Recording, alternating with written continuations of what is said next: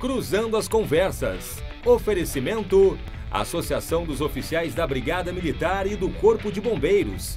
Defendendo quem protege você.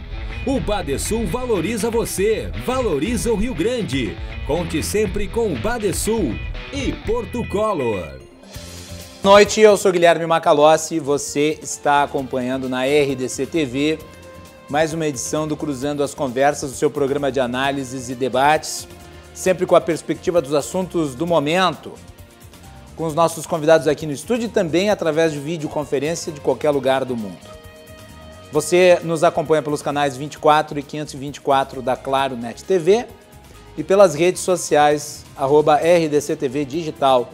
Estamos no Twitter, no Facebook, no Instagram e no YouTube. Mande a sua mensagem, sua participação é muito importante para nós.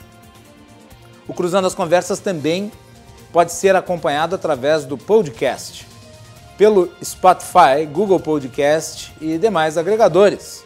Também pelo site rdctv.com.br. Clique na aba Podcasts, procure o Cruzando as Conversas e faça o download no seu smartphone. O Cruzando as Conversas é um oferecimento da Associação dos Oficiais da Brigada Militar, defendendo quem protege você. De Porto Color, Porto Color Soluções Gráficas. A Porto Color atende pelo WhatsApp. Você pode ter os serviços da Porto Color na sua casa através das redes sociais. E também de Badesul. O Badesul valoriza você, o Badesul valoriza o Rio Grande do Sul. A RDC TV está fazendo uma ampla cobertura das eleições 2020 e você é convidado a acompanhar a nossa cobertura. Nas quartas, quintas e sextas-feiras, nós estamos fazendo uma série de entrevistas com os candidatos a prefeito das cidades do interior do Rio Grande do Sul, as principais cidades do interior do Rio Grande do Sul. Nós também entrevistamos, ao longo das últimas semanas, os candidatos a prefeito de Porto Alegre e também os seus candidatos a vice-prefeito. E na próxima semana, dia 26, às 14 horas, no portal RDC, Cláudio Andrade comanda o debate dos candidatos a vice-prefeito da capital. E no dia 28 eu terei a honra, o enorme prazer, de moderar o debate dos candidatos a prefeito, às 22h15, aqui na RDC, um evento que vai ser transmitido direto do Hotel Sheraton. Nosso evento em parceria com o Lídio, encontro final, transmissão exclusiva, debate entre os candidatos a prefeito de Porto Alegre. Dia 28 às 22h15 você é convidado a acompanhar. Na edição de hoje do nosso programa, nós vamos fazer um panorama geral das eleições no Brasil. Desde os regramentos até a questão relativa às candidaturas, nós vamos falar muito da política brasileira, os fatores que influenciam a disputa em alguns dos principais centros do país. E para falar sobre isso eu convidei, e já fazia tempo que não participava aqui do Cruzando, o cientista político Paulo Moura. Paulo, bem-vindo, prazer falar contigo. Boa noite. Obrigado, Macalossi. Boa noite, é um prazer estar contigo, com o Renato aí. E vamos conversar sobre a eleição. Paulo Moura também é editor do Dextra, né, Paulo? Site recém-lançado, em que faz análises sobre o cenário político brasileiro. Isso. Qual que é o site? Dextra.com.br. Isso, é um site chamado dextra.jor.br, Jor de jornalismo, dextra.jor.br. Então tá aí, para acompanhar as atualizações do Paulo Moura no seu site, vocês acessam esse endereço aí que o Paulo mencionou. E nós também temos a participação hoje do diretor do ranking dos políticos, meu amigo Renato Dias. Renato, bem-vindo de volta aqui ao Cruzando as Conversas. Boa noite. Boa noite, Guilherme. Prazer participar novamente. Boa noite ao Paulo também. Vamos conversar. O ranking dos políticos é um site importante, mas para o fim do programa vamos tentar colocar aí as atualizações do site dentro da pauta. Tem coisa boa ali que eu acho que é importante de ser divulgada e o ranking dos políticos é uma bela iniciativa de fiscalização do trabalho no Legislativo. Eu vou começar por Porto Alegre, que é a capital da onde o programa está sendo feito. Ontem a CNN divulgou uma nova pesquisa de opinião relativa às eleições, primeiro turno aqui na capital. Pesquisa Real Time Big Data CNN Brasil. Essa pesquisa, ela traz aqui números interessantes. E eu gostaria de examiná-los junto com o Paulo e o Renato para entender o que está se passando aqui na capital do Rio Grande do Sul. Talvez o Paulo possa falar com um pouco mais de profundidade, porque o Paulo é gaúcho, né, e acompanha aqui os cenários políticos. Vamos colocar no ar os gráficos para a gente poder ver aí quais são os indicadores. Então está aí a pesquisa do Instituto Real Big Data, junto com a CNN Brasil. A Manuela Dávila aparece com 24% das intenções de voto, seguida de José Fortunati, com 12% das intenções de voto, Sebastião Melo, do MDB, com 11% das intenções de voto, depois vem Nelson Marquesan Júnior, do PSDB, com 9% das intenções de voto, Juliana Brizola, Gustavo Paim, Fernanda Melchiona, com 3% das intenções de voto, Walter Nagelstein, Montserrat Martins e João Derli, com 2% das intenções de voto. Rodrigo Maroni, Luiz Delvair, Júlio Flores não apresentaram indicador, estão em 0%. Nulo e branco, 10%. Não sabe, não opinou, 19%. A pesquisa também analisou os cenários na espontânea. Vamos colocar ali. Importante ressaltar que a espontânea é a situação em que é apresentado ao candidato, não é apresentado ao candidato nenhum nome. E daí os números são os seguintes: Manuela lidera com 15%, Fortunati, Sebastião Melo e Nelson Marquesan com 7%, Juliana Brizola, Gustavo Paim, Fernanda Melchiona e Montserrat Martins com 1%, outros 3%, nulo e branco 11% e não sabe 46%.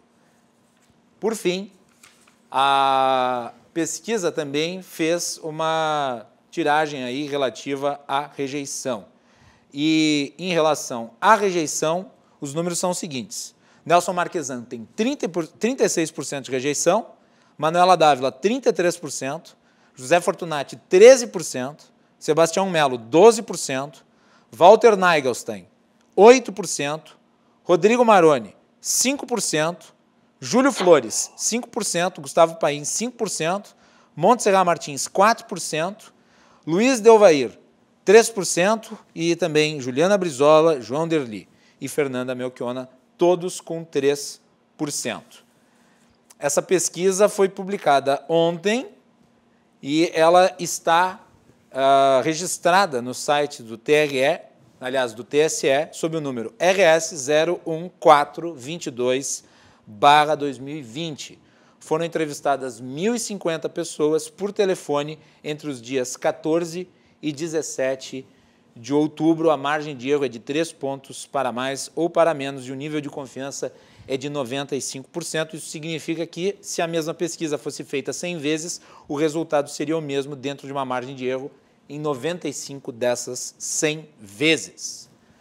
Paulo, tua avaliação desses números. A gente pode notar que há uma disputa renhida aí pelo segundo lugar entre Fortunati, Sebastião Melo e Nelson Marquesan Júnior. E a Manuela consolidada em primeiro.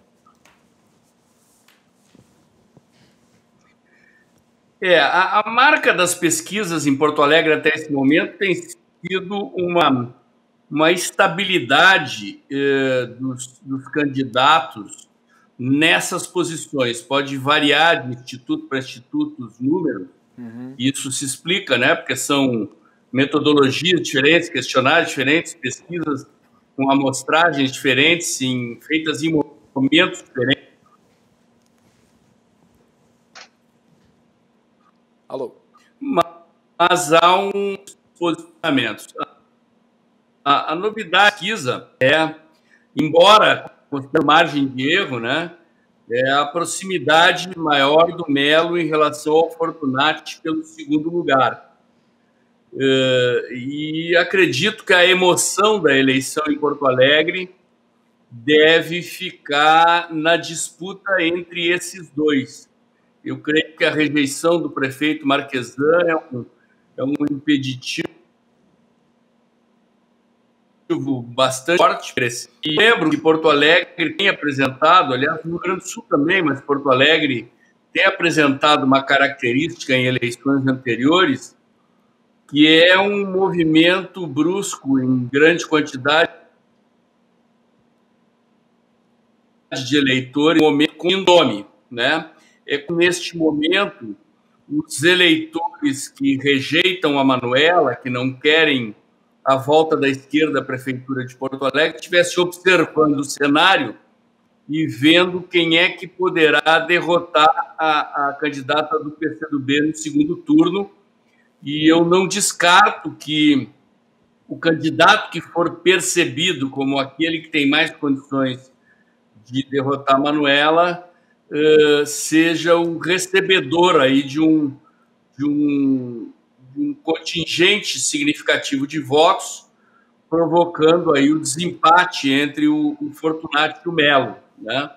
A minha impressão é que o cenário se encaminha para algo com essas características, né? Não sei se na proporção em que aconteceu em eleições anteriores, a eleição da Ieda, no Rio Grande do Sul, do Rigoto, no Rio Grande do Sul, já foi assim. Outras eleições na capital já apresentaram essa característica e eu não descarto que aconteça novamente ali. E um dos dois candidatos hoje que disputa cabeça a cabeça quem vai para o segundo turno com a Manoela abrir uma diferença e definir quem é que vai para o segundo turno. Quem será é difícil de saber, mas eu acho que é possível antecipar essa possibilidade aí como desfecho do cenário de reta final aí que se aproxima da 3ª.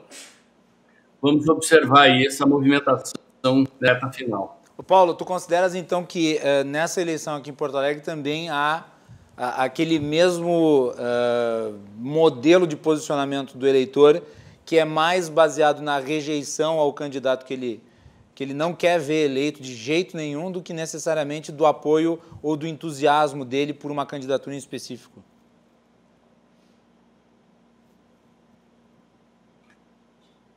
O teu áudio ficou interrompido aqui para mim, eu fiquei um pedaço sem retorno, Macalossi. Vou repetir. A pergunta é a seguinte: tu acreditas que essa eleição, novamente, é uma eleição que nós vamos ter uma postura dos eleitores relativa aos candidatos mais de rejeição ao nome, que eles não gostariam de ver eleito de jeito nenhum, do que necessariamente uma posição de apoio e entusiasmo a um candidato que eles gostem? A eleição ela tem a eleição no segundo turno Não está muito bom o vídeo do Paulo. De quem gostaria lá e no Vamos fazer o seguinte, vamos ver se a produção consegue, talvez... segundo turno, vota sim, né? Então, é preciso... Eu acredito que é possível que isso aconteça, né?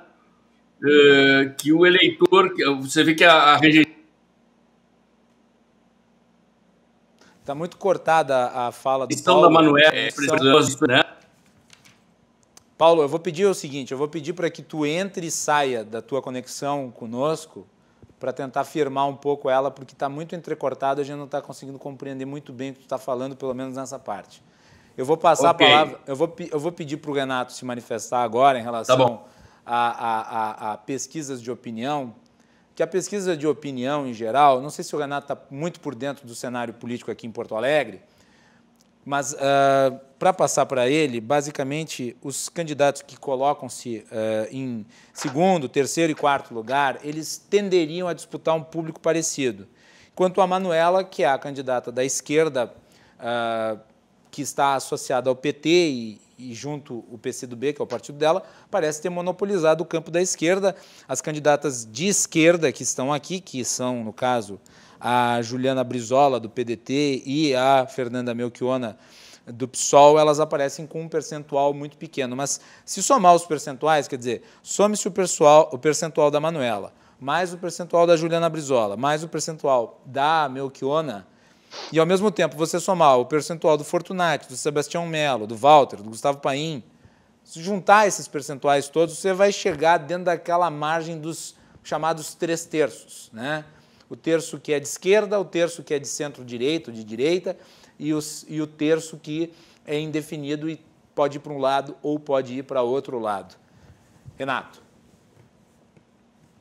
Exatamente, Macalossi. O que chamou atenção para mim nesses dados que foram apresentados é o alto número dos indefinidos ainda, né? Principalmente na pesquisa espontânea. Acho que foi 46%, se não me engano. Vamos botar na tela aí. O que acontece? A eleição de prefeito e governador, geralmente ela já traz menos atenção para o eleitor, né? As pessoas não dão tanta bola, apesar de que deveriam dar mais atenção, né? Mas não chama tanta atenção como uma eleição para presidente, governador, enfim. E ainda mais no ano de pandemia, né? Tá todo mundo falando de outras coisas, todo dia falando de coronavírus, pessoal tentando aí recuperar emprego. Então eu acho que esse ano até foi adiada a eleição, né? Então as pessoas ainda não pararam, por incrível que pareça, tão próximo que a gente está da eleição, mas a maioria das pessoas ainda não parou para olhar em quem vai votar. A Manuela, ela tem um recall muito grande ainda por ter sido candidata, né, a vice-presidente na chapa do Haddad. Então, quem vai votar na Manuela provavelmente já declarou ali esse voto. Eu imagino que ela tenha pouco a crescer desses números que já foram apresentados na pesquisa. Por outro lado, o outro candidato que for disputar com ela, que ainda está em disputa, esse sim ainda tem um potencial muito grande. São as pessoas que não querem a Manuela, como você estava dizendo, a questão da rejeição.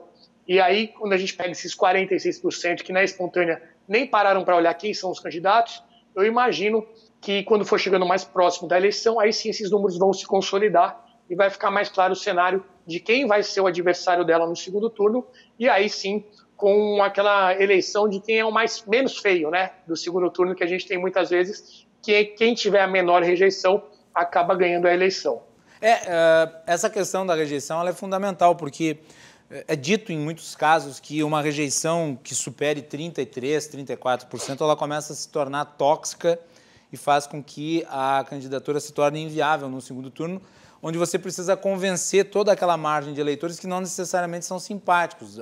O primeiro turno, em geral, é a eleição do voto nichado.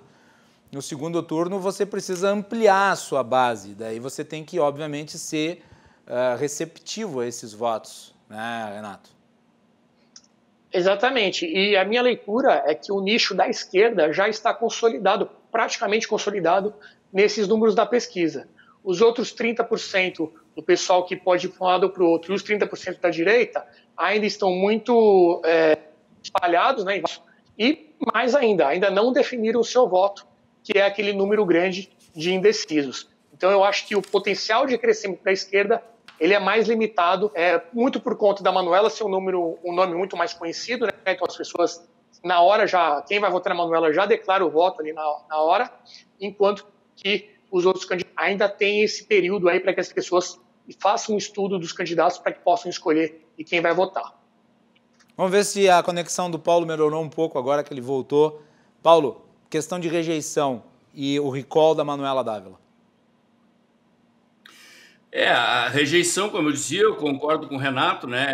Ela pesa muito. Em segundo turno, o eleitor tende a votar com o veto em quem ele não quer, né?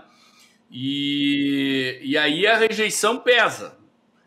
O Renato cita uma questão interessante, que é um modelo de análise que eu utilizo também, que é a divisão do cenário em 3/3, né? Você tem um terço de esquerda, um terço de centro e um terço de direita.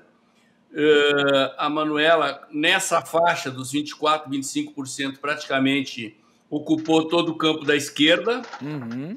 Eventualmente, algum eleitor mais à esquerda no segundo turno se somaria a ela, mas a rejeição dela, que é de 33%, se você for observar, é o terço anti-esquerda, né?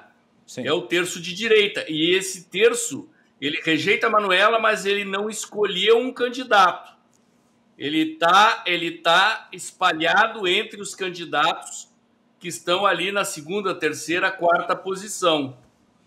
E esse eleitor é um eleitor que não quer a Manoela de jeito nenhum. Então, a tendência é de, com a aproximação da data da eleição em primeiro turno, o eleitor vai observar quem é que pode derrotar a Manoela.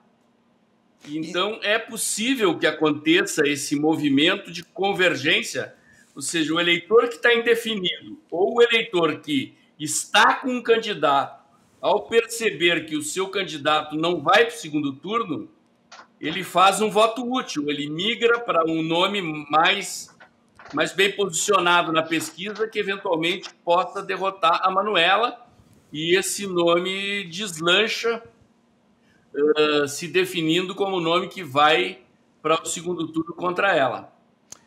E isso implica, obviamente, na questão relativa aos candidatos que têm menor margem, porque provavelmente é desses candidatos que sairão os chamados votos úteis. Pelo menos, em tese, é isso que acontece, né? Tem uma questão interessante que o Renato observa, com a qual eu concordo também, e eu percebo isso claramente: o eleitor está distante da eleição. Uhum. Né? Eu acho que deve, agora, com a aproximação da data da eleição, nas próximas semanas, este grau de atenção e de busca de informação vai aumentar. Né? Então, isso também corrobora para essa análise da possibilidade de um movimento de convergência em relação a um nome. Né? E o cálculo é esse, quer dizer, dá para se dizer praticamente que em Porto Alegre este movimento que acontece na reta final do primeiro turno é quase um padrão. Né? Ele tem se repetido eleição após eleição. Mas na eleição anterior, né, Paulo? Na eleição anterior, a esquerda ficou de fora do segundo turno. Basicamente, a esquerda clássica, a esquerda tradicional, a esquerda acabou apoiando o Sebastião Melo naquela oportunidade contra o Nelson Marquesan. A vice do Melo aqui em Porto Alegre era a Juliana Brizola. Agora não me parece que a esquerda ficará de fora do segundo turno. Pelo menos tudo leva a crer que Manoela estará no segundo turno. Dois elementos importantes aqui. Primeiro, naquela época o PT vivia o auge do desgaste, né? 2016, impeachment da Dilma, havia um ambiente absolutamente desfavorável e o PT concorria contra o PCdoB.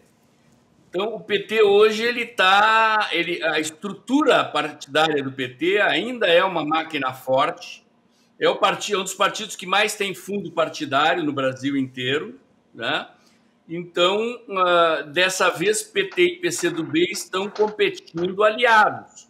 Então, você tem a Manoela com o recall que ela tem, ela sempre teve votações boas em Porto Alegre, foi candidata a vice na chapa do PT, e agora você tem essa combinação entre um nome com uma boa penetração com a máquina do PT por trás. Então, acho que não se repete esse cenário da esquerda ficar fora do segundo turno. Mas acho que se repete. O próprio Marquesan, na eleição passada, surpreendeu. Foi ele o beneficiário deste movimento, né? E o que aconteceu na eleição passada é que a esquerda, a maior parte da esquerda anulou. E outra parte apoiou o Melo, né? E nessa eleição não existe isso. Hoje os candidatos fora do campo da esquerda estão disputando o voto de direita, né? Tanto que o Melo fez uma aliança, pegou um vice liberal, coligou com o PRTB, que é o Partido General Mourão, que abriga os candidatos mais conservadores aí a vereador. É um movimento que você vê, Walter Nagel está tentando buscar esse voto também, né? Então o Paim tentando buscar esse voto. O contingente de eleitores que define a eleição é esse eleitor de centro-direita ou de direita. É ele que vai convergir. Se tu pegar esses candidatos aí, Paim, o Walter Nagel, sem somar eles, já fica com um patamar próximo ali do Marquesan, do Melo e do Fortunati. Esse eleitor que poderia ser considerado mais conservador está dividido. Dividido é difícil de dizer porque os percentuais são baixos, né? De ambos, né? Mas sim, eles retêm uma parcela pequena de eleitores que, se migrar para um dos dois, para o Fortunati ou para o Melo, define quem vai para o segundo turno. Mas é preciso lembrar, existe uma parcela de eleitores maior do que o voto desses dois que segue indefinido, né? Está ali na coluninha dos indefinidos. Então, esse contingente é que deve se deslocar nas próximas semanas para um nome. Vamos começar a prestar mais atenção na eleição, ver quem pode derrotar a Manuela, e aquele que for percebido, né, eventualmente até com publicação de pesquisa de projeção de cenário segundo turno, já aconteceu em outras eleições, aquele que for percebido como candidato que pode derrotar a Manuela receber o contingente de votos aí que define entre Fortunati e Melo quem é que vai para o segundo turno. Vamos pedir para a produção colocar de novo a parte da pesquisa relativa à intenção de voto, no caso, a intenção de voto que é com os candidatos, não a espontânea, a estimulada. A estimulada. Está ali, ó, 19%, então, o número. Se nós pegarmos a margem de erro da pesquisa, tem mais, talvez tenha até mais gente que não sabe em quem votar do que quem lidera a pesquisa do primeiro turno, né, Paulo? É preciso considerar que uma parcela aí é abstenção também, né? Claro. Mas, mesmo assim, é um contingente considerável de gente que faz parte disso que o Renato falou, é o povo que está distante da eleição. Não começaram a prestar atenção ainda, e isso deve mudar em função do voto obrigatório. A eleição está se aproximando, o pessoal começa a prestar mais atenção no noticiário, começa a prestar atenção em pesquisa publicada, começa a olhar a propaganda eleitoral, prestar atenção, porque lá na frente vai ter que escolher. E tudo isso corrobora para essa leitura que eu faço de que esse contingente vai convergir para um nome e definir quem vai para o segundo turno. Ô, Renato, talvez essa seja uma eleição que nós tenhamos um número de abstenções muito mais alto do que em outras, né? Acho que isso é um ponto importante. Até porque muita gente talvez não vá votar. Acredito que sim, Macalossi, até pela questão aí do medo, né, de possíveis contágios. Aquela coisa, né, tem até aquela listinha que mostra onde é que o vírus ataca, né? Ele não ataca na praia, ele ataca na escola, ele não ataca na sessão de votação. Então, acho que muita gente vai acabar evitando, também principalmente de risco, né, correr aí o risco de ir num lugar com aglomeração e tudo mais.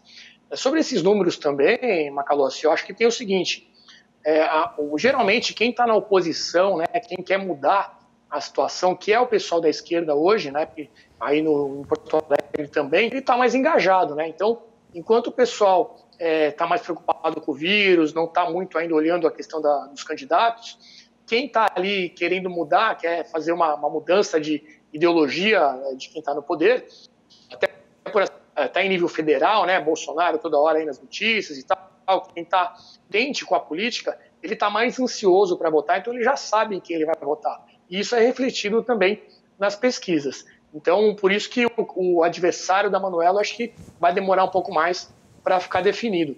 E tem uma leitura que eu faço também, de longe, né, da política gaúcha, aí vocês vão poder confirmar para mim ou não, que é uma alternância de poder muito grande que existe, né? Acho que principalmente no governo estadual, sempre a oposição acaba ganhando. Acho que é raro ter reeleições no Rio Grande do Sul.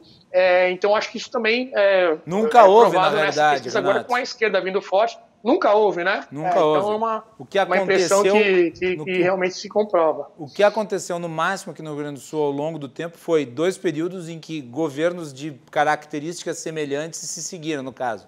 O governo Rigoto para o governo Ieda Cruzius e agora o governo Sartori para o governo Eduardo Leite. Não são governos iguais, mas são semelhantes. Porto Alegre com o Rio Grande do Sul.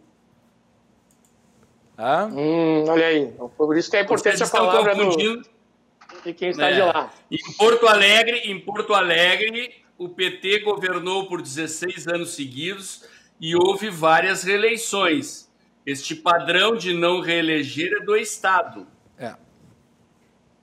Porto Alegre teve basicamente os 16 anos do PT, e eu acho que dá para se dizer como o período histórico da esquerda, porque antes do PT também teve o governo do Alceu Colares, então vem desde o Alceu Colares até o fim do governo PT, e posterior a isso houve uma guinada ao centro, por assim dizer, que se seguiu com a vitória do José, do Fogaça. E daí depois seguiu o Fortunati. Porto Alegre é uma cidade de centro-esquerda. Claro, mas menos relacionada com aquela esquerda mais de caráter sindical, né? De qualquer maneira, eleito também por uma parcela dos eleitores que rejeitavam o PT, no caso. Mas, de qualquer maneira, foi isso. E o Marquesan daí sim representou, pelo menos do ponto de vista das propostas, ideias na eleição passada, uma vitória de um pensamento mais liberalizante. Analisar o governo já é uma coisa que nós não podemos fazer. Que ele não colocou em prática, né? Bom, mas aí é uma análise que não se pode fazer aprofundadamente agora, né, porque acaba resbalando em cima da legislação eleitoral, o que é uma pena. Mas, de qualquer maneira, eu acho que é importante a gente colocar uma questão aqui que eu acho que é macro, tem influência direta sobre a eleição municipal, mas diz respeito às eleições em outros lugares. Depois eu quero falar um pouco, e o Renato pode falar sobre isso, e o Paulo também, porque está em São Paulo. É uma eleição municipal que, obviamente, baliza a disputa nacional. Mas qual é o peso para vocês do pensamento ou da corrente identificada com o esquerdismo na eleição e com aqueles que se colocam como os bolsonaristas ou os que são de direita, os conservadores, por assim dizer? A eleição municipal está sendo pautada pelo conflito de caráter nacional? Vou começar pelo Renato. Eu acredito que sim, Macalossi, principalmente quando você enxerga os próprios candidatos tentando fazer essa ligação, né? O Russumano, sempre que ele consegue, que ele tem uma oportunidade, ele coloca ali que ele é amigo do Bolsonaro, que ele é o candidato do Bolsonaro. E aí a gente pode ver variância, né, com a questão liberal conservadora, né, que seria aí um rótulo para a gente dar para a ideologia e representando o bolsonarismo. E o Russumano, principalmente quando você pensa em questões de livre mercado e tudo mais, o histórico dele é completamente contra isso. Mas, como um apoio do Bolsonaro a essas alturas significa realmente uma chance muito maior de eleição, ele tenta se pegar nisso, e o Bolsonaro também deve ter as suas razões ali de apoio no Congresso do partido do Russumano. Enfim, a gente pode entrar nos detalhes aí de tentar explicar essas alianças, né? Enquanto que o Boulos, né, aparece aí como o grande representante agora da esquerda aqui em São Paulo. Acho que ele está com uma intenção de voto até muito alta, não esperava que ele estivesse aí entre 12% e 14%, são as últimas pesquisas que apareceram, e o PT é muito fraco, né? Então, muita gente fala até que o próprio PT vai acabar abdicando dessa candidatura para apoiar abertamente o Guilherme Boulos, do PSOL, e ele que tem aí uma ideia de ser o novo Lula, né? Com todo aquele estilo, o próprio a caricatura que ele faz, né? O personagem que ele para fazer essa substituição aí do Lula no futuro. Então, acho que sim, existe esse reflexo, né, da grande polarização nacional nas eleições municipais. E São Paulo, obviamente, por ser a maior cidade, o colégio eleitoral não fica fora disso. Tua avaliação, Paulo? Eu acho que tem uma dupla questão aí. Primeiro, o Renato tem razão no que diz respeito à maneira como a eleição de São Paulo está sendo tratada pelos políticos, né?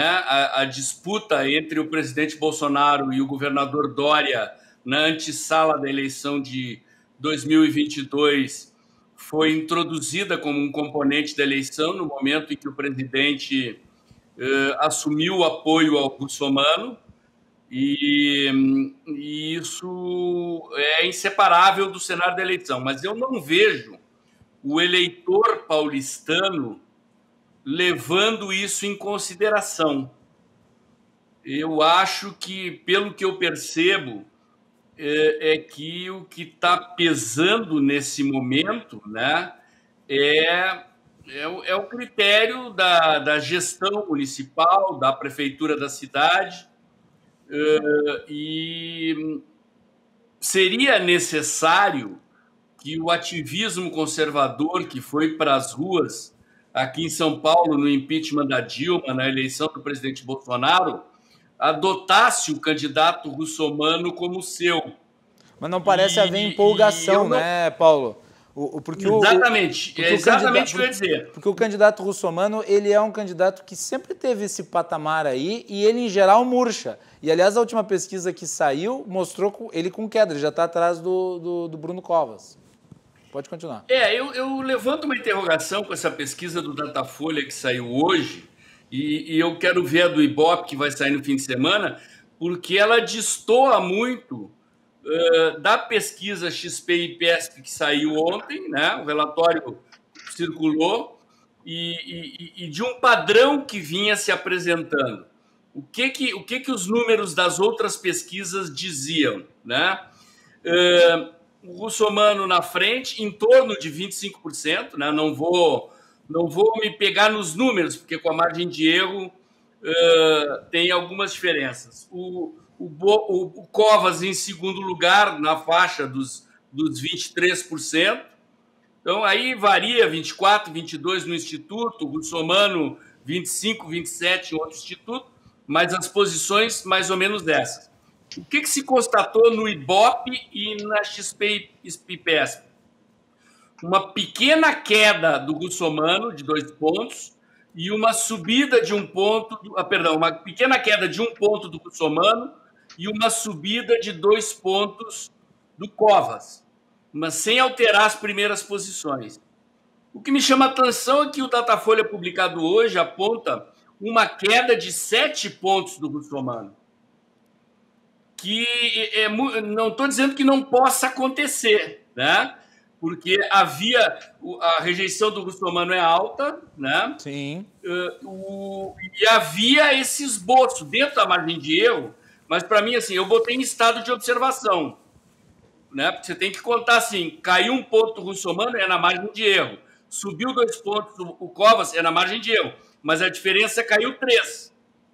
Então, é possível que tivesse se esboçando um movimento nesse sentido. Uma queda de 7 pontos, o campo da pesquisa do Datafolha terminou um pouquinho depois do campo da XP, né? Então, assim, eu prefiro ver, vai sair o Ibope no fim de semana, para confirmar. Tu acha que o Ibope vai ser o tirateima? Ele é um terceiro instituto, uma pesquisa feita um pouco depois. Então, se o russomano teve, de fato, uma queda brusca e o Covas ultrapassou, o Ibope tem que confirmar, né? Se isso é um movimento real na opinião pública, pode dar números um pouco diferentes, mas ele tem que confirmar que isso é uma tendência, que isso está se processando, fruto da propaganda eleitoral, uma movimentação na opinião pública.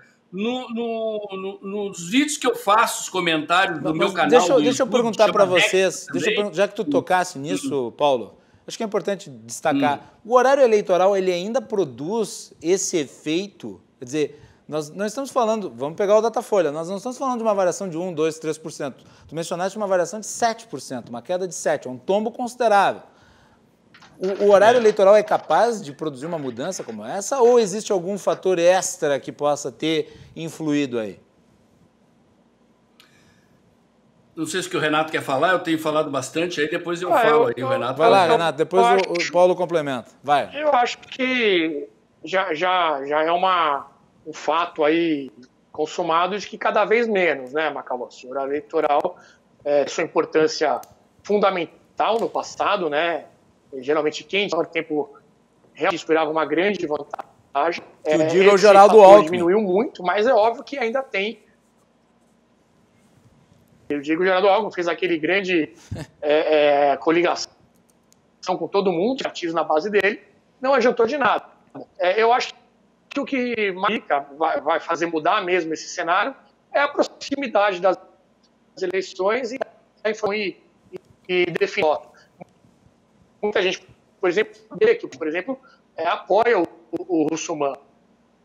né? Isso pode fazer a na frente. Eu gosto do Bolsonaro, eu vou votar. E quem ele está indicando, pode não estar muito claro ainda esse apoio, porque o Bolsonaro não está fazendo isso. Ele faz alguma coisa, faz um comentário, um corrijo, mas muito discreto. Então, acho que se ele perceber que existe algum risco, por exemplo, do russomano ficar fora do primeiro, ele vai fazer isso de uma forma mais quente, né? E no segundo, com certeza, ele vai poder fazer esse apoio mais claramente, até porque se for uma disputa com o representante do hoje inimigo dele, do Dória, né, do Bolsonaro nacionalmente, que seria o candidato do Dória, o Covas, e se for o Bolo, que ele consiga subir para o segundo turno, então nem se fala. Então eu acho que, de peso, o que está fazendo mesmo diferença, o que vai fazer mudar esses números é o maior interesse do eleitor à medida da eleição for. Vamos fazer o seguinte, antes do Paulo complementar, nós vamos fazer um break aqui no nosso programa. Já chegamos a 23 horas e 2 minutos. Voltamos na sequência para continuar analisando os cenários eleitorais. Nós estamos com Paulo Moura, cientista político, editor do site Dextra, e também Renato Dias, diretor do Ranking dos Políticos. Voltamos na sequência.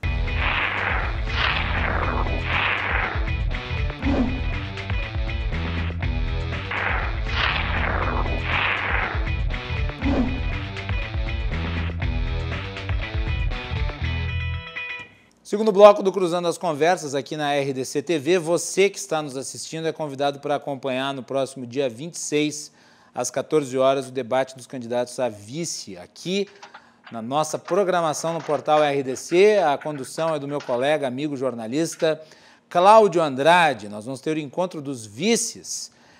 Vice-candidato sempre é muito importante de saber quem é. Afinal de contas, eles podem nos governar e governam em muitas ocasiões.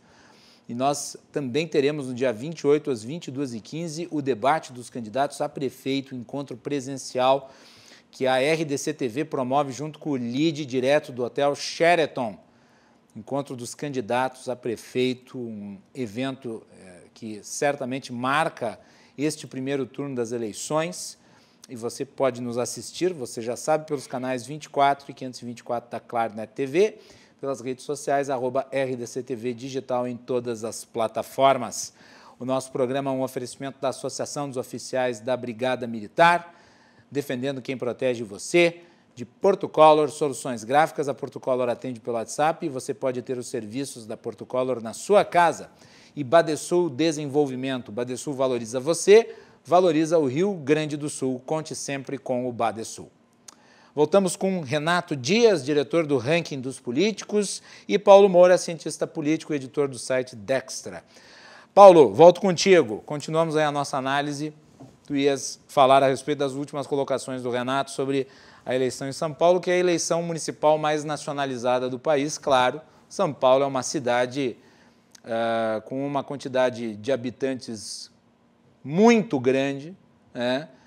As forças políticas precisam da capital de maneira a se balizar no debate público nacional e isso acaba sempre influenciando ali. Vamos lá.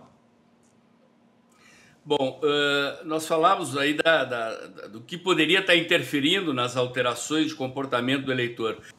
Eu queria chamar a atenção para um aspecto. Primeiro, essa campanha, e eu acho que isso é uma marca nacional, ela é uma campanha com pouca estratégia e uso do marketing digital. Quer dizer, aquilo que o presidente Bolsonaro fez na campanha presidencial... Não te parece um despreparo extraordinário, visto que essa eleição talvez seja a eleição que mais prescinda de marketing digital, uma vez que há todas as restrições sociais de contato físico, proximidade? O problema é o seguinte, eu diria que 90% da classe política brasileira é analógica dos partidos. Onde tem campanha digital relativamente bem feita é nos vereadores, em geral, desse campo conservador que fez os movimentos de rua e que usava o digital no ativismo.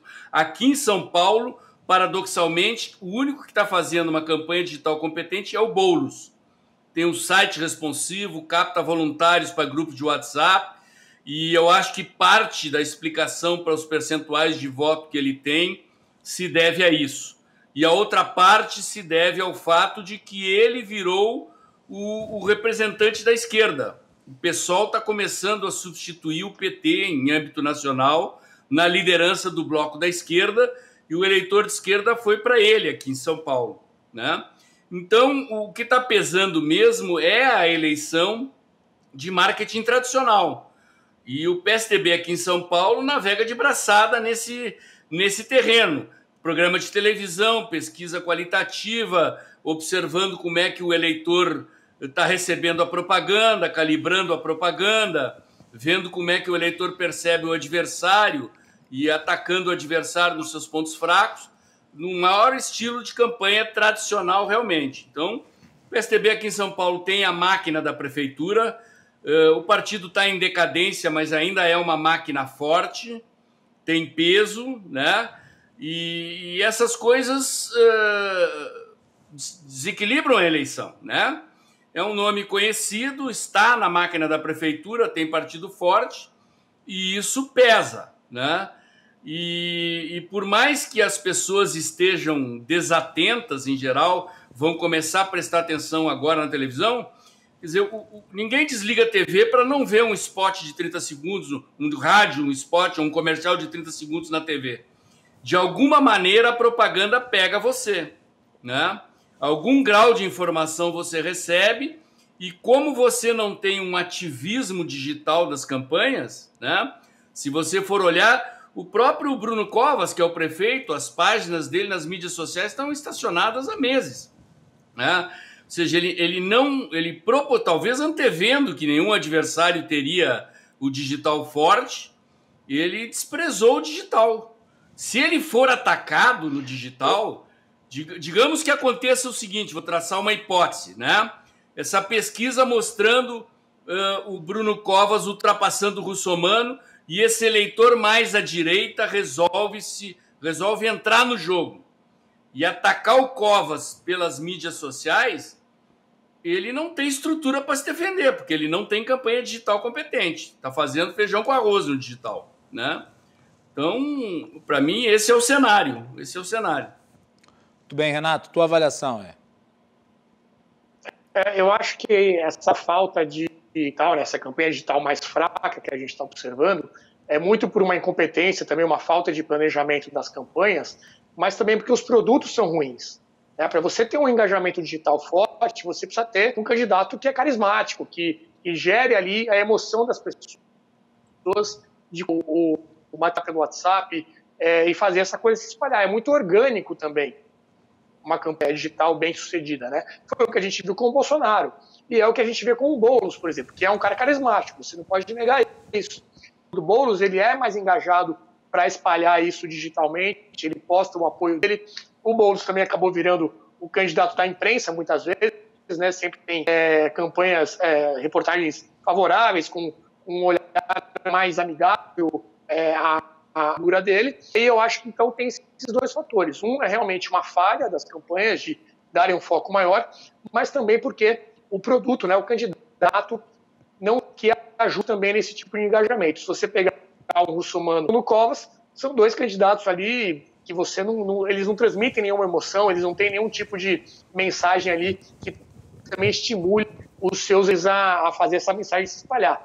Deu certo com o Bolsonaro porque ele é justamente o perfil perfeito para isso. Ele é um cara que fala as coisas que ele fala, tem todo aquele estilo dele, então foi o maior case de sucesso. E nós temos que outro candidato... Há uma compreensão muito, muito rasa de como é que funciona a lógica de compartilhamento e de como uma informação se espalha pelas redes sociais. Para que haja isso, e os candidatos precisam produzir conteúdos nesse sentido, eles precisam ser necessariamente viralizáveis. E eu acho que isso que o Renato traz é importante. E o candidato, para ser viralizável, ele tem que ter certas características. Parte dos candidatos acabam não produzindo conteúdos viralizáveis nas redes sociais. Por exemplo, tem um outro candidato que tem apostado bem, que tem ido muito bem nas redes sociais, em São Paulo, que é o Arthur Duval. Ele está indo muito bem nas redes sociais. Que é o Arthur, exatamente. Eu ia citar... Ele está indo muito bem nas redes sociais. O nome dele, ele tem um recorde. Mas ele e o Boulos... Ele vem do YouTube. Ele e o Boulos, que são candidatos de linhas muito distintas, eles têm uma característica. Eles são candidatos de uma nova geração de políticos. E o Bruno Covas já não é dessa nova geração de políticos. Mesmo ele sendo uma pessoa jovem, ele não é desta geração de políticos. Ele não é da nova política. Então, eles fazem frases de efeitos, né? Eles produzem memes. Eles lacram. Na internet, para tu ter compartilhamento orgânico, tu precisa necessariamente repercutir através de informações fortes. Não adianta ter o discurso açucarado não pega. E há uma outra característica que é o seguinte... As plataformas... Oi, Renato, vai. Conclua, Renato. Não, eu só ia dizer mais difícil, né, você fazer a campanha digital, porque tem muita barreira nas próprias plataformas, né, de impulsionamento, tem muitas regras que, então, realmente o orgânico faz toda a diferença. E o problema é o seguinte, para você, o orgânico não nasce da noite para o dia. O candidato tem que ter vida digital. Ele tem que estar presente na internet, se relacionando com o seu público. Muito antes, o presidente Bolsonaro teve sucesso porque ele começou a montar a sua rede orgânica 4 anos antes da eleição. Então, ele tinha essa base, ele sabe usar. Quer dizer, o candidato para viralizar, além desse, ele tem que causar fricção, né? Ele tem que ter declarações polêmicas que difundam a polêmica na rede, que se tornem objeto de discussão, porque a discussão produz a viralização.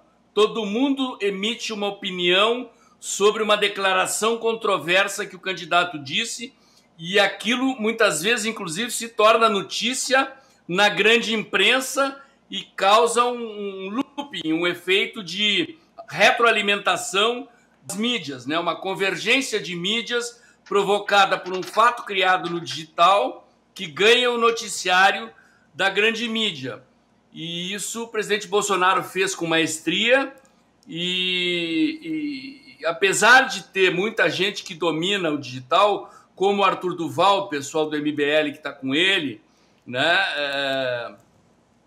é preciso ter uma liderança também capaz de galvanizar o voto, quer dizer, não basta viralizar, né? Quer dizer, o Boulos, a esquerda entrou atrasada, mas está estudando isso, né? O Boulos está se beneficiando não só de uma campanha digital bem feita, mas da decadência do PT. Por que o Boulos tem a quantidade de intenções de voto que ele aparenta nas pesquisas? É o eleitor que antes votava no PT. Em todo o cenário tem um percentual expressivo de eleitores de esquerda, né? Você junta o voto do PT, que é 4%, 3%, dependendo do instituto. Junta o Boulos, que é 12%, 14%, né? Pega aí o candidato do PSB, que é o França, que está com alguma coisa em torno de 8%. Você vai ter aí os 20 e poucos por cento, que é mais ou menos a votação da Manuela em Porto Alegre. Né? É o eleitor de esquerda. E como o PT entrou em decadência, esse eleitor foi para o Boulos. E o Boulos deve estar garimpando esse eleitor nas mídias sociais e trazendo para os seus grupos de WhatsApp, trazendo para as suas redes, né? E utilizando com eficiência. Foi bom vocês mencionarem, e aqui eu acho que é importante falar especificamente do PT, foi bom vocês terem mencionado a decadência do PT como um dos partidos, ainda é um dos maiores partidos brasileiros, obviamente, tem uma grande base de filiados, mas está com um enorme desgaste ainda relativo ao Petrolão, à Lava Jato, e o partido está com um péssimo desempenho aí nas principais cidades, em que em outras épocas tinha facilmente sempre alguém, pelo menos com chances ou indo para o segundo turno. São Paulo, por exemplo, Gilmar Tatu tem um desempenho pífio. Como disse o Paulo, já estava até se analisando aí a hipótese de uma desistência em favor do Boulos. Aqui em Porto Alegre, mencionamos no primeiro bloco, o PT abriu mão de ter um candidato. Quer dizer, o Miguel Rosseto é o vice da Manuela Dávila. Em outras cidades também relevantes, né? Existem poucas cidades aí em que o PT tem candidatos competitivos. E eu gostaria que vocês falassem um pouco sobre isso. Renato. Reflexo ainda, né, de tudo que aconteceu. É um reflexo também do problema interno que o PT tem de não ter formado novas lideranças. Então, sempre com aquela questão do Lula, o único grande nome do partido, deixando para substituírem. Até hoje ficam falando que é o Lula, que Lula ali em 2022, ou seja, não surgiu nada, tanto é que o nome que disputou ele, né, o Haddad, ex-prefeito aqui de São Paulo, que perdeu no primeiro turno a eleição para o João Dória, quando tentou se reeleger, ou seja, um nome muito fraco, e isso se reflete nacionalmente, né? Faltam lideranças, você tem outras nomes, e no PSOL, que, na minha opinião, ele tenta repetir esse fenômeno do Lula, né? Ele tenta transmitir essa imagem para tentar repetir no futuro o fenômeno eleitoral que foi o Lula. Então, acho que o PT vai ter que se reinventar, né? Partir aí para uma análise de como formar novas lideranças, senão ele vai acabar virando aí um coadjuvante nessas eleições. É o PT que nunca gostou de ser coadjuvante, né? Muitas vezes ele não abre mão da candidatura que poderia até significar uma vitória da esquerda, porque ele prefere ser protagonista perdendo do que ser um coadjuvante ajudando a ganhar a proposta, a ideologia que ele gosta. Então é um desafio que o PT vai se portar daqui para frente, porque essas eleições acho que vão dar um belo banho de realidade de como o PT está fragilizado em termos eleitorais por todos esses fatores que eu falei. Falta de lideranças novas, essa falta de crítica e de também fazer os movimentos corretos, dando um apoio numa cidade, por exemplo, para ganhar em outra. Eles não abrem mão nunca disso. Eles vão ter que fazer essa autoanálise aí, se é que vão fazendo. Paulo. Eu já fiz um vídeo no meu canal. Mas é importante destacar mais um erro de leitura do ex-presidente Lula, né? Porque foi ele que bancou a candidatura do Gilmar Tatu, e o Gilmar Tatu está tendo esse desempenho aí de nanico. Na verdade, o Gilmar Tatu ele forçou a mão para ser, né? E o Lula meio que lavou as mãos e deixou, né? E a situação do PT é crítica. Eu fiz um vídeo no meu canal sobre isso, analisando também. Tomei por base uma reportagem da Folha de São Paulo, que deu uma analisada nos resultados da pesquisa. E já é possível afirmar claramente, independentemente do resultado da eleição, o PT sai como o grande derrotado. Isso já é possível dizer. O PT perdeu o eleitorado do Bolsa Família. Nas cidades em que o PT consegue fazer 10% ou mais, algumas capitais do Nordeste, como Fortaleza, Recife, né? Fortaleza talvez vá ao segundo turno contra o capitão Wagner, se o candidato do Ciro não ultrapassar. A Luciane Lins tem 14%, mas o PT não consegue fazer, não alcança 10% no eleitor do Bolsa Família.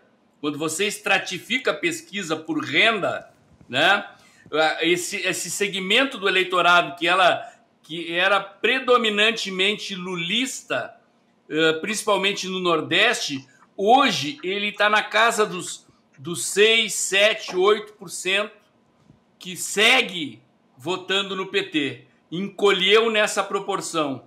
O PT está praticamente fora do segundo turno em 99% das capitais. Tem chances de ir ao segundo turno em Fortaleza e uma que outra capital irrelevante do ponto de vista da importância política e do contingente de eleitores.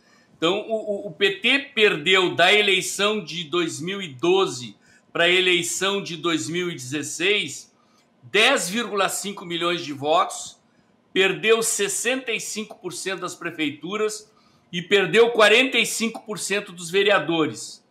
Na minha avaliação, vai levar outro tombo dessas proporções. E deixa eu aproveitar Desculpe, Paulo. Pode continuar, desculpe. Não, e vai confirmar um movimento que São Paulo antecipa, que é o PSOL começando a ocupar o espaço que o PT tinha para a esquerda brasileira. A esquerda está fragmentada nessa eleição. Se você olhar para o mapa das capitais, você vai ver o PSB ganhando 3 ou 4 capitais, o PDT ganhando 3 ou 4 capitais, um pouco mais, um pouco menos. Em geral, mais lá para o Nordeste, né? E o PCdoB com uma boa votação em Porto Alegre. Então, está um voto pulverizado. Mas São Paulo é a ponta de lança política do Brasil. A meu ver, esse percentual que o Boulos consegue capturar aqui projeta ele como possivelmente o grande líder desse bloco mais esquerda hardcore, digamos assim, que antes o PT monopolizava. E que na realidade, talvez nem se consolide numa vitória do Boulos em São Paulo, mas que o projete para uma candidatura à presidência, né, na próxima eleição nacional. O Boulos era um candidato de 1%, 2%. Se ele sair com 15% dessa eleição, ele sai vitorioso. Não ganha eleição, mas sai politicamente vitorioso. Muito bem, deixa eu colocar aqui, já que nós falamos do PT, vamos falar do presidente Jair Bolsonaro, que está meio recolhido. Ele tem feito, digamos, uma militância maior em favor de 2 nomes.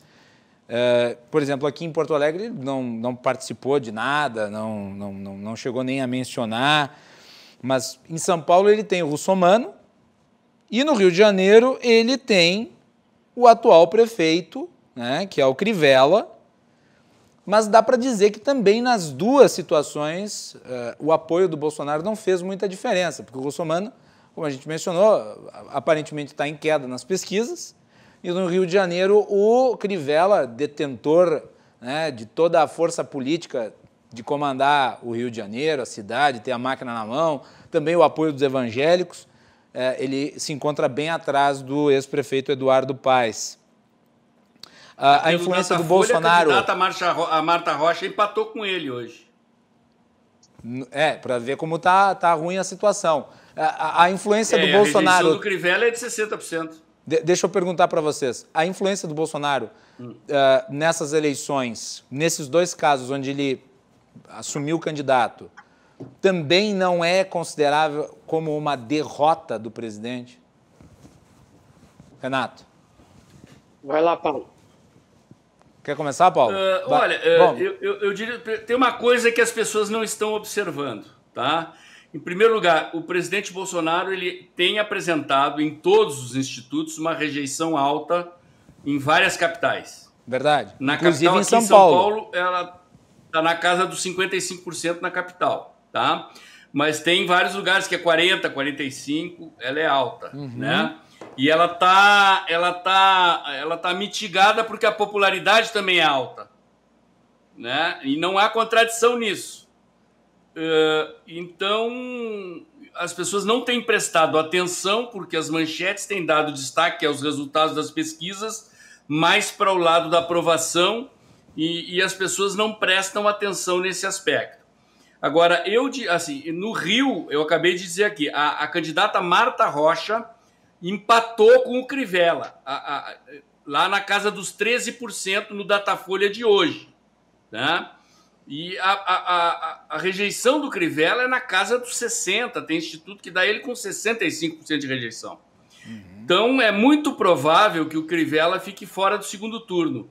O apoio do Bolsonaro ao Crivella foi muito mais tímido no Rio, já sabendo disso, e eu acho que o presidente operou muito mais do que um apoio ao Crivella, um flerte com a Igreja Universal, com o partido dele, mesmo com a possibilidade de se sacrificar perdendo com o Crivella no Rio, o gesto o mantém próximo do Republicanos, que é o partido onde estão 2 dos filhos deles no Rio de Janeiro, Flávio Bolsonaro e o Carlos Bolsonaro, e é o partido controlado pela Igreja Universal do Reino de Deus, que se não me engano, a segunda maior igreja evangélica do país depois da Assembleia de Deus, né?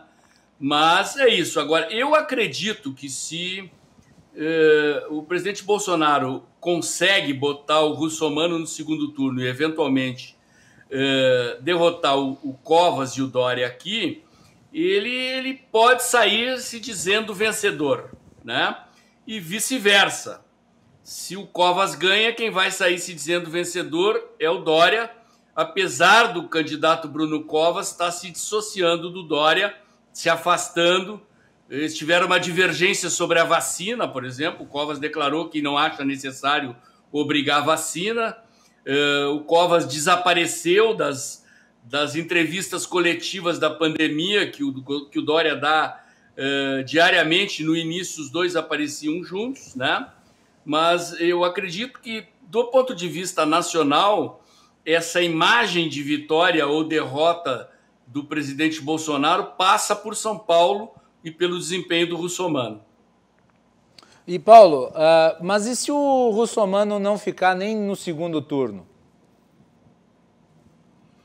Vai ficar bem feio para o presidente, né? Tem que ver como é que ele... Assim, eu constatei hoje que ele fez essa inflexão. Quer dizer, ao chamar Bruno Covas de Bruno Dória, ele está sinalizando a intenção de fazer o que eu já havia afirmado num vídeo, né? Que é grudar o Dória no Covas para tentar fazer a rejeição do Dória impedir o crescimento do Covas, né? Se isso vai dar certo, eu não sei, porque para isso funcionar no marketing político, você precisa fazer uma propaganda negativa por 10, 15 dias seguidos para ver se pega, né? Se a opinião pública compra o argumento. Mas é isso. Agora, se o Russomano derreter e não for ele, né? Se for um outro nome, pode acontecer aí do próprio Bruno Covas perder. Se for o Márcio França, por exemplo, Márcio França, o candidato do PSB, ele perdeu por pouco para o Dória. Na capital, o Márcio França ganhou do Dória na eleição para governador. Perdeu para governador, mas ganhou na capital. Então, se o Russomano desaba muito expressivamente, eu não descarto que o Márcio França possa crescer e, se ele decolar na reta final, ele ameaça o Covas, porque aí ele é a novidade da reta final. Aí o eleitor anti-PSDB aqui bota as fichas ali para derrotar. Renato. Concordo com a análise do Paulo. Acho que o Russomano tem dois aspectos que ajudam ele a não derreter o suficiente para ficar. Um é a campanha mais curta, né? Vai ter menos tempo para ele se desgastar. Anos que ele sempre aparecia em primeiro lugar nas pesquisas, havia uma campanha muito maior, um tempo muito maior para as pessoas irem desistindo de votar. Esse ano é mais curto. O apoio do presidente acaba sendo um fator que ajuda ele nas primeiras posições. É um apoio tímido, né? E eu acho que esse apoio mais tímido também tem a ver com as más experiências que o Bolsonaro teve nas últimas eleições, em que aliados dele no futuro acabaram virando grandes opositórios. Teve também o caso do Witzel no Rio de Janeiro, tudo bem que era um senador, né, cargos com maior visibilidade, mas eu acho que também ele tem essa lembrança de não dar um olho num candidato, porque fortalecendo esse político que no futuro pode vir a ser também um opositor. E a lembrança de que o França, caso chegue ao segundo turno, é um candidato forte, é muito boa, porque principalmente na capital foi onde ele teve mais votação na eleição para governador, inclusive ganhando do João Dória aqui em São Paulo, porque o pessoal estava muito bravo ainda com o Dória ter abandonado a prefeitura no meio do mandato, né? Isso foi uma coisa que deixou os eleitores muito chateados com a questão do PSDB, e também isso vai ser lembrado até mais para frente quando estiver chegando a eleição. Então é para ficar observando a evolução do França nessas pesquisas. Se ele subir, tem boas chances no segundo turno. Um partido que me parece estar indo muito bem nos cenários eleitorais pelo Brasil é o DEM, né? O DEM aparece à frente em Salvador, aparece à frente em Curitiba. Parece que o Greca lá em Curitiba vai se eleger com uma certa facilidade.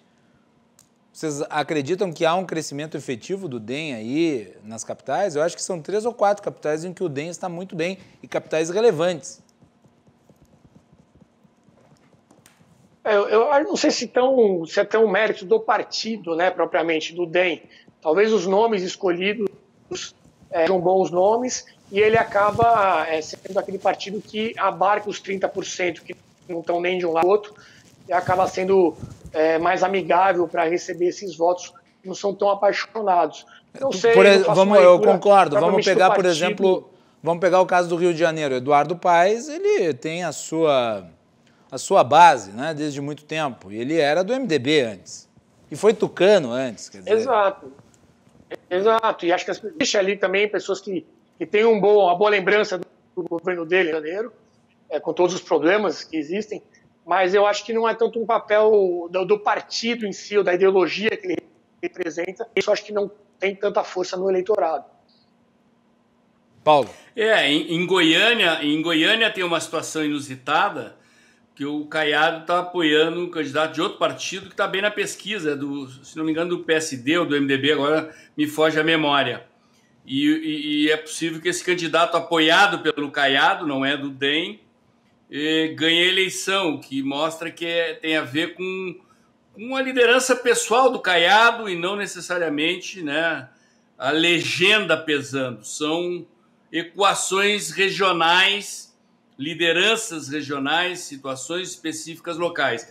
Mas, de qualquer maneira, quer dizer, quando as urnas se fecham, como é que a gente analisa quem ganhou e quem perdeu, né? A quantidade de prefeituras ganhas ou perdidas, a quantidade de vereadores se aumentou ou diminuiu, né? E o peso político das cidades que se ganhou ou se perdeu. Né? Às vezes o número de cidades pode não ser muito expressivo, mas o peso político de algumas capitais, São Paulo, Rio, Belo Horizonte, Recife, Fortaleza, são cidades que são centros políticos regionais de projeção nacional e pesam. Então, mesmo que o resultado do DEM se deva a essas situações mais específicas, né, de perfil de liderança ou de arranjos locais, eu acredito que, assim como eu afirmei que o PT já pode ser visto como grande derrotado, eu acho que o DEM sai da eleição maior que entrou. E com uma base de prefeituras importantes para uma eventual candidatura própria, o que me parece que vai acontecer na eleição de 2020, né? 2022, né, Paulo? Tem a questão anterior a essa ainda, que é a disputa o DEM me parece muito mobilizado em talvez lançar até o Mandetta como candidato. Me parece que o Mandetta seria o nome do DEM. Tem uma questão anterior, que é a eleição da presidência da Câmara dos Deputados. Então, há uma aliança em São Paulo, em torno da candidatura do Covas, que envolve Rodrigo Maia, Dória e Baleia Rossi. Isso. E o projeto é fazer o Baleia Rossi, do MDB, sucessor do Rodrigo Maia, na Câmara dos Deputados, para manter o controle do Congresso Nacional fora das mãos do presidente Bolsonaro. E isso é uma equação que aponta para uma aliança para 2022 com esses três partidos, né? PSDB, DEM e MDB. Então, o DEM, saindo melhor do que entrou dessa eleição, se credencia eventualmente para emplacar um vice ou mesmo lançar o próprio Mandetta como candidato a presidente, se é que eles não estão botando o Mandetta para negociar lá na frente uma posição de vice aí numa chapa com o Dória ou eventualmente com o Sérgio Moro.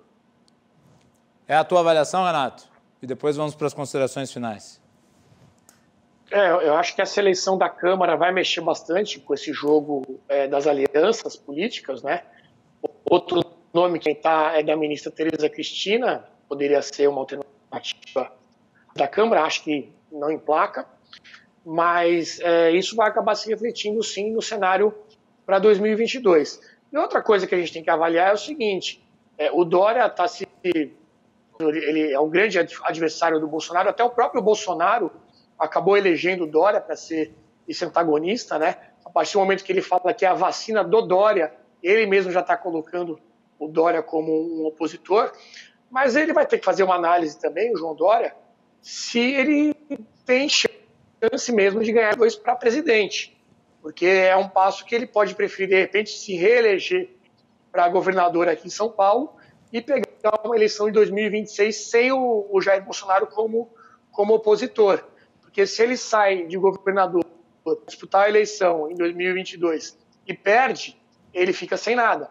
Né? Então, talvez, foi até um movimento que ele fez em 2018, a ideia dele era ser o candidato, acabou não conseguindo emplacar, porque foi o Geraldo Alckmin, o candidato do PSDB, ele foi para o governo, então saber qual vai ser o candidato do PSDB, eu acho que não é tão clara como muita gente pensa, não acho que é tão óbvio assim que vai ser o João Dória o candidato em 2022, e existe aí esse cenário para ser avaliado.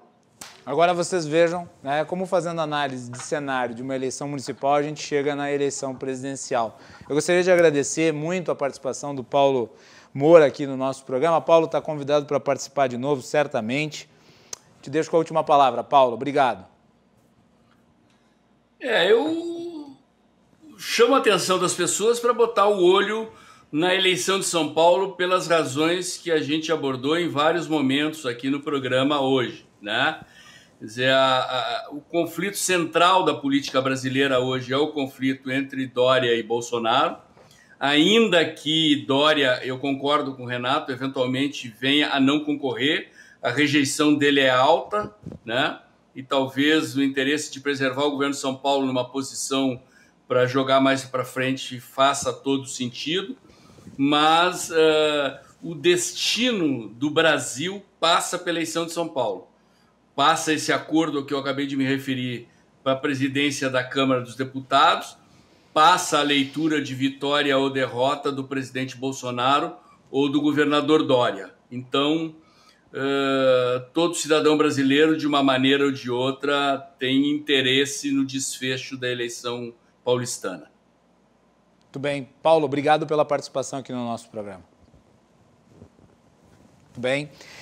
Renato, ranking dos políticos está com atualizações. Aí eu vou pedir para a Melanie colocar no ar o site do ranking dos políticos. Enquanto a Melanie passa o site, tu comenta um pouco sobre as novidades aí do ranking.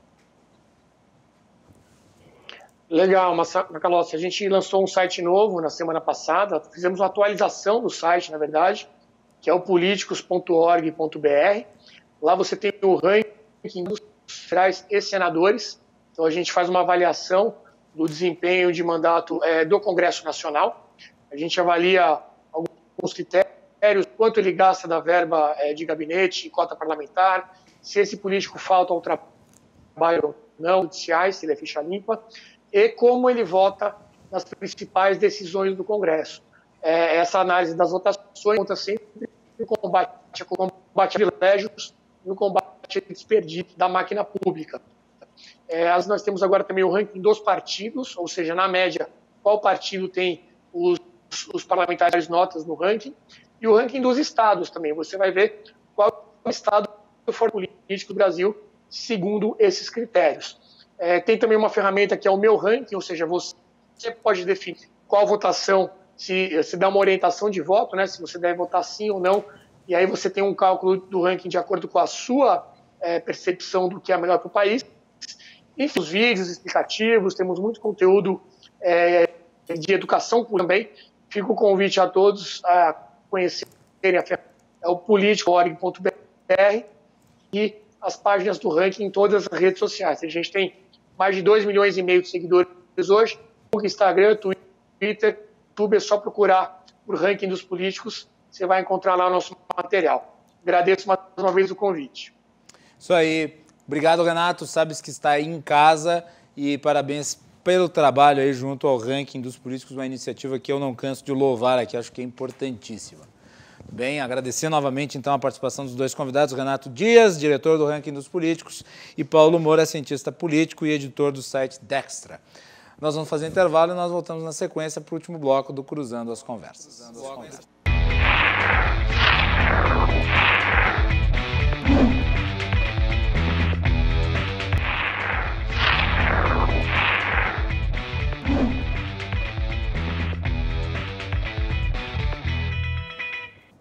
Último bloco do programa com João Carlos Silva. O Cruzando as Conversas é um oferecimento da Associação dos Oficiais da Brigada Militar, defendendo quem protege você, de Porto Color Soluções Gráficas e Badesul. O Badesul valoriza você, valoriza o Rio Grande do Sul. Conte sempre com o Badesul. João Carlos Silva, direto de Brasília, os bastidores do poder. João, bem-vindo, boa noite. Boa noite, Macalossi, espectadores. João, vamos começar falando sobre a vacina chinesa, que eu acho que tem que parar de ser chamada de vacina chinesa, porque é uma vacina que está sendo desenvolvida junto com o Instituto Butantan por uma empresa que é a Sinotec Biovac, né? Aliás, o contrário, Sinovac Biotech. Eu fiz um trocadilho com o nome da empresa que produz. De qualquer maneira, está sendo feita junto com o Instituto Butantan, que tem uma tradição de 100 anos, né, João? É secular a tradição. É uma referência. O maior fornecedor de vacinas do Brasil é o Instituto Butantan. Foi criado pelo Oswaldo Cruz. Não é uma grande esparrela isso que o presidente da República está fazendo com essa vacina? Além de você fazer um tumulto muito grande com relação a isso, você está chutando o maior parceiro comercial que o Brasil tem, que é a China. Isso. Hoje, conversando com o deputado federal Fausto Pinato, que foi de São Paulo, que preside a Frente Parlamentar Brasil-China BRICS, ele é um dos mais importantes parlamentares da base aliada do governo, do alto clero. Ele estava dizendo que a China não pode ser tratada dessa maneira. Contra a vacina, o presidente extrapola por conta de pessoas que assopram no seu ouvido determinadas coisas, e ele coloca a China, a vacina da China, como um não referencial. Isso acaba atingindo também a questão comercial. E hoje, se vocês, telespectadores, observaram, o capitão foi no general se justificar. Depois que a batata passou, os generais foram para cima, houve um descontentamento pela questão do tratamento do general Pazuello, e o presidente da República foi até a residência onde está o ministro, e justificou, foi lá fazer uma visita de cortesia, depois da situação constrangedora que ele criou para o general Pazuello, para dizer que estava tudo bem. Na verdade, não está tudo bem ainda. Pode até ficar, mas no momento ainda não. Não, porque o apaziguador disso tudo, quem está apaziguando a causa, é o general Mourão, como ele disse muito bem hoje na televisão, tentando consertar o que o presidente distorceu com relação ao que o general Pazuello disse. Agora, aí você está correto quando você diz que tem câncer com a China, com a vacina, que ele envolvido com isso que está tendo uma parceria. Você tem que torcer para que a vacina dê certo, funcione logo, para poder salvar vidas. A única solução é a vacina. Aliás, João, tu mencionaste a questão dos investimentos da China no Brasil, que é o maior parceiro comercial com quem nós temos um saldo positivo na balança comercial. O segundo maior parceiro é os Estados Unidos, mas com os Estados Unidos nós temos um déficit nas nossas transações comerciais. Com a China, entretanto, nós nunca tivemos um resultado tão positivo. E o embaixador da China no Brasil, Yang Wanming, ele publicou no Twitter o seguinte, abre aspas, nos últimos 2 anos, empresas chinesas investiram no Brasil mais de 15 bilhões de dólares em agricultura, nova energia, telecomunicação, eletricidade, petróleo, infraestrutura, logística, com mais 5 bilhões novos de investimentos já acordados. O total investido no país já superou 80 bilhões e chega a 100 bilhões em 3 a 5 anos. As empresas chinesas do Brasil criaram mais de 50 mil empregos diretos. É uma mensagem que, obviamente, faz citação ao que a China vem investindo no país, mas, ao mesmo tempo, é um alerta. Um alerta ao presidente da República. E toda vez que o presidente da República fala sobre a China, os governadores chegam a estremecer na cadeira. Porque e os produtores rurais também, né? Só imagina a Tereza Cristina ouvindo essas boçalidades. Se você ouve os governadores, como eu escuto, como eu ouço, converso, os investimentos chineses nos estados e nos municípios é muito grande. Desenvolve a cidade, o estado, gera muito emprego e gera muito dinheiro na receita dos municípios e dos estados. Toda vez que o presidente diz isso, os governadores entram em pânico, porque se a China retirar do Brasil os projetos que estão em andamento e não executar os que estão no papel ainda, o Brasil vai ter um déficit orçamentário violentíssimo, numa época não propícia para você espantar investidores. Pelo contrário, você tem que agradar todos eles. E quanto à questão do presidente dizer que não vai comprar a vacina nem se ela estiver aprovada pela Anvisa. Aliás, hoje o Instituto Butantan acusou a Anvisa de retardar a compra de itens que são provenientes da China e que são necessários para que se faça a vacina. Chega a ser até criminoso, né, João? Quer dizer, é uma coisa de caráter homicida, porque vamos partir do pressuposto de que a vacina da Sinovac, a vacina da Sinovac Biotech, seja a primeira a ficar pronta. É bem provável que, pelo desenvolvimento das vacinas, essa seja a primeira a ficar pronta, antes da de Oxford, né?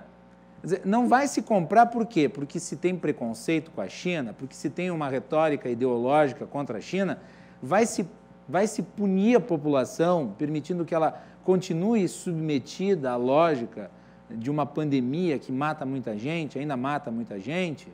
É isso que vai acontecer? Não me parece que o presidente possa fazer isso.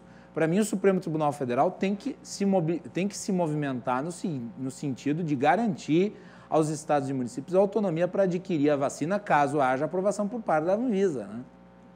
Eu acho que o presidente da República, ele na hora adequada, ele vai recuar, não vai conversar mais nada sobre isso e vai acatar o que a medicina aplica.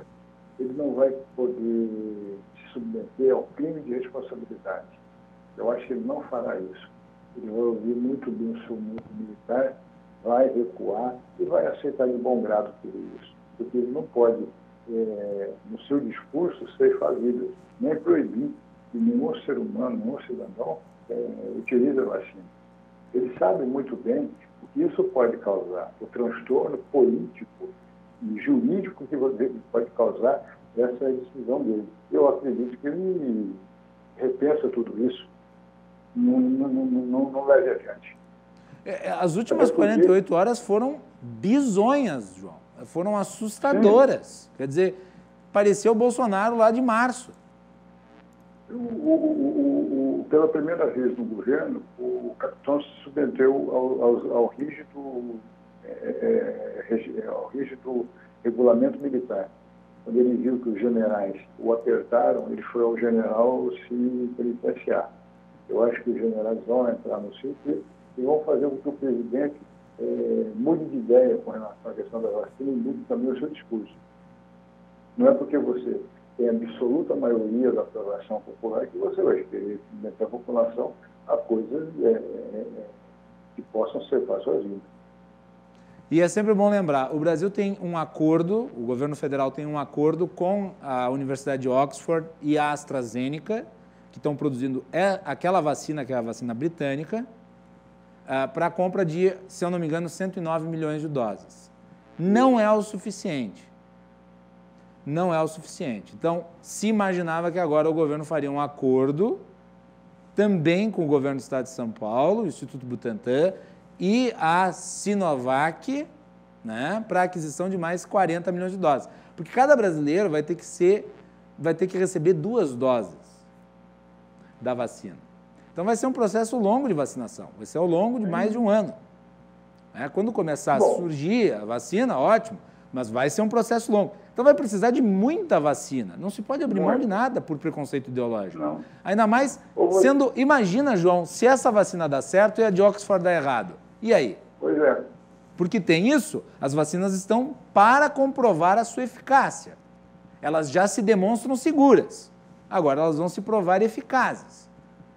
E se uma for eficaz, e no caso for a da China, e não a de Oxford, vai ficar se esperando que a de Oxford refaça os seus estudos para chegar a uma vacina, e enquanto isso a gente fica com a pandemia porque não se quer comprar a vacina chinesa? Eu acho o seguinte, ou se abraça o Butantan, ou se abraça o Butantan. Não tem solução. Muito bem, João Carlos Silva, obrigado pela participação, meu querido João. Volta amanhã aqui no Cruzando as Conversas. Boa noite. Boa noite, Macalossi, telespectadores, e até amanhã. Um grande abraço a todos. Muito bem.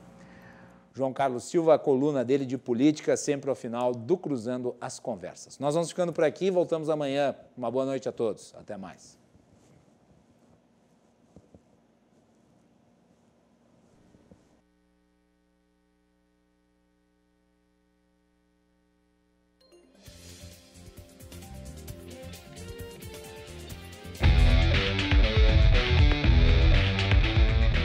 Cruzando as Conversas. Oferecimento: Associação dos Oficiais da Brigada Militar e do Corpo de Bombeiros.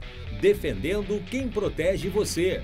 O Badesul valoriza você, valoriza o Rio Grande. Conte sempre com o Badesul e Porto Color.